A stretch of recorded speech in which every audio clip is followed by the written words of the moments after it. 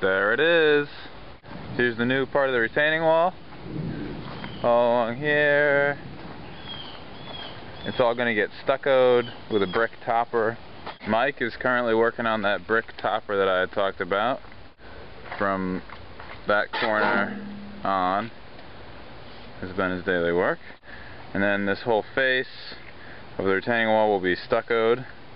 As far as the steps go, we're going to do a pour like a tread, which will be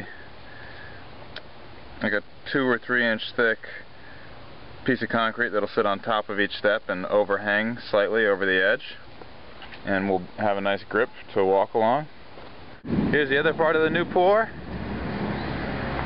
The steps to nowhere.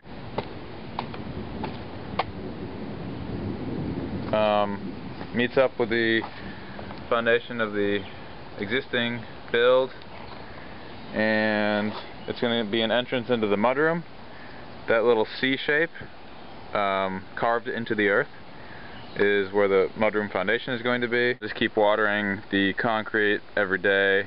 I've read that for the first 7 days you should keep it wet, and it'll end up being much stronger and much more water resistant than if you just left it to cure by its dry self. It's a moat.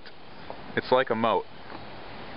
It's not a moat though. It's the rest of the foundation plan. So the house will eventually go all the way out to there. That's the living room right here, and then over there, far side, is the 2 bedrooms. There's the front face of the house, or the road face. Inside is a mess. It's a mess. There's some plumbing stuff going on here. There's the vent pipe, which will eventually go up through the roof and let any noxious fumes from the sewer system escape out of the top of the house. There's the toilet covered up with blue tape. This is the sink that Jeremy's building a vanity for this section right now in the wood shop.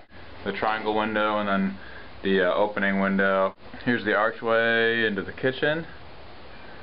A nice rough first coat of earthen plaster. Originally the fridge was going to go right around here and was bumped back into the pantry, taking away some of the pantry space. Since that point I've changed my mind. The fridge is going to end up over here where these quick grab tools are, our most commonly used tools. But anyways, the pantry has opened up a bit again, like it originally was planned to be, and so now you'll be able to walk in and walk, well, these frames are in the way right now, but you'll be able to walk down the middle, and there'll be shelving along the walls on either side, and at the back. So it'll be a great place to store not only food, but also there'll be a freezer over here, and then there'll also be space to store things like a cake mixer. And here's our little dishwashing station right now. We've been using this bottle for a couple months now, and it's working great as our faucet. Today I got some millet cooked up, and then cooking up potatoes, no, not potatoes, onions and peppers and some red lentils, which are actually done. I can turn that off.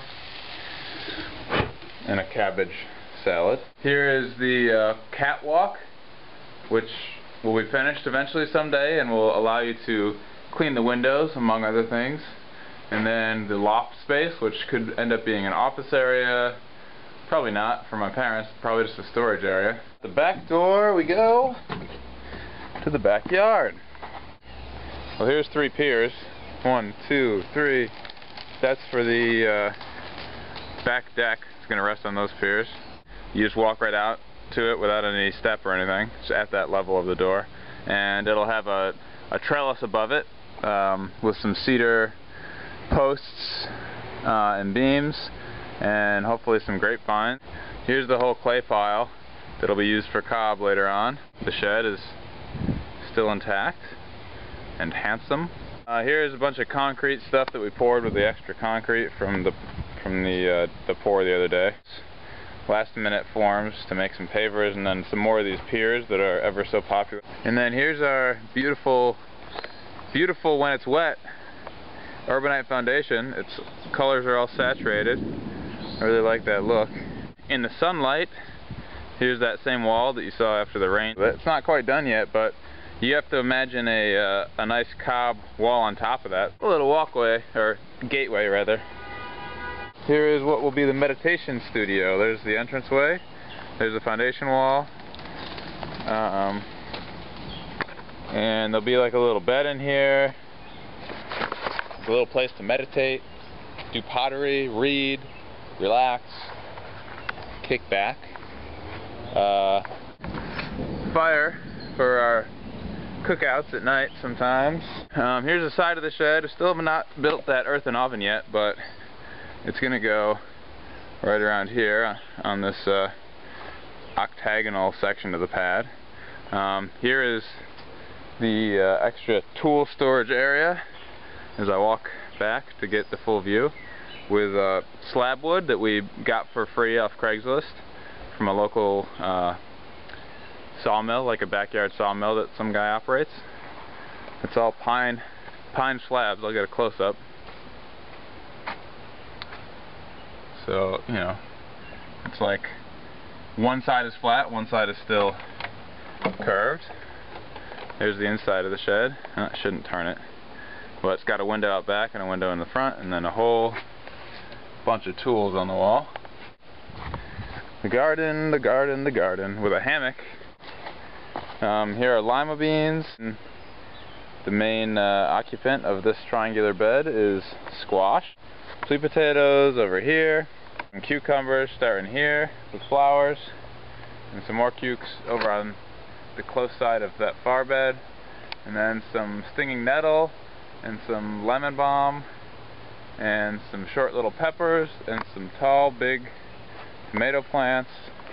And there's even a ripe sun sugar tomato right there. The shed from back here is this, and the view of the house is that. I think they look pretty good together.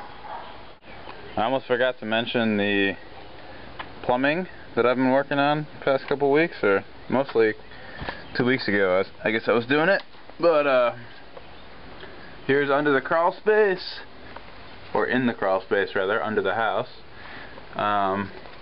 This is the cold manifold, and this is the hot manifold, blue and red respectively. The water comes in along this 3/4 inch PEX pipe down to the valve. So that's the valve that you shut off if you want to turn the whole water, or all the water for the house, off at one time, and then it ends up continuing around and up to the manifold to feed all of the different things that require water, like toilet, bathroom sink, shower, washing machine, kitchen sink. And I thought dishwasher, but I was recently told that dishwashers don't need cold water, so I cut that one.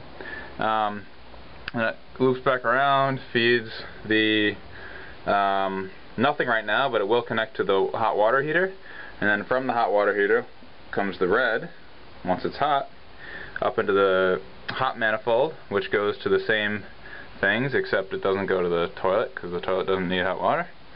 And then that continues off and ends somewhere. I just got to put a cap on it, I think. But those continue under the crawl space and up to the various places where they're needed. And then there's also a whole bunch of PVC sewer pipe that the end is the toilet. There's also the sink over there and the washing machine, and then over here in the middle of the frame is the, well, that's the washing machine, and then over here is the kitchen sink, and it all ends up coming down and out of the house right there. And this is a great place to hang out when it's hot out, but it's also a great place just to store different materials.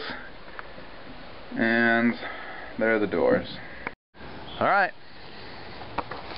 Some bananas in the window. It's always a good sign.